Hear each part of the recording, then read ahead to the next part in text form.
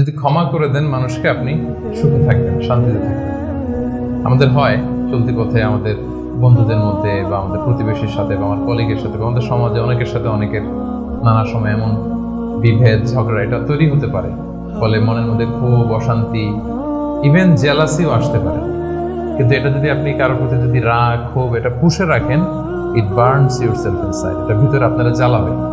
যারে হিংসা করতেছেন, যার ব্যাপারে ক্ষোভ রাখতেছেন, এর কোনো ক্ষতি হয় না। ক্ষতি হয় যে এই ক্ষোভটা লালন করে, এই রাগটা যে ছেড়ে ফেলতে পারে না হৃদয় থেকে, যে মন থেকে মানুষকে ক্ষমা করতে পারে না, সে কষ্ট পায়, অশান্তি নেমে আসে, দুঃখ নেমে আসে।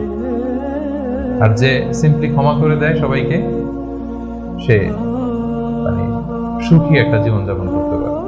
এবং এটা জরিপেও, গবেষণাতেও দেখা গিয়েছে যে যে অন্যকে সহজে ক্ষমা করে দেয় সে হ্যাপি লাইফ লিড করে।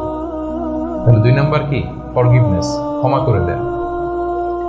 এটা আমরা রাসূল সাল্লাল্লাহু আলাইহি ওয়াসাল্লামের জীবনীতে যদি দেখি, রাসূল সাল্লাল্লাহু আলাইহি ওয়াসাল্লাম কি পরিমাণে যে ক্ষমা করেছেন, তো আপনারা নিজেরাও জানেন যে কত ঘটনা।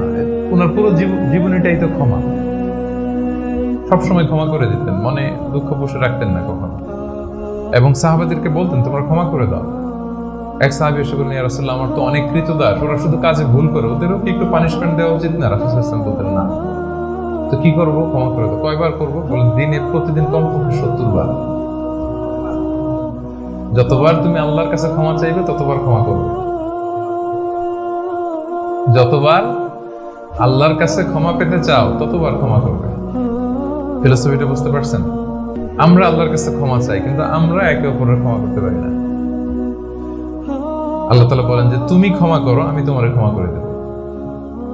তুমি ক্ষমা করো তোমার ভাইদের, আমি তোমার ক্ষমার ব্যবস্থা করতেছি।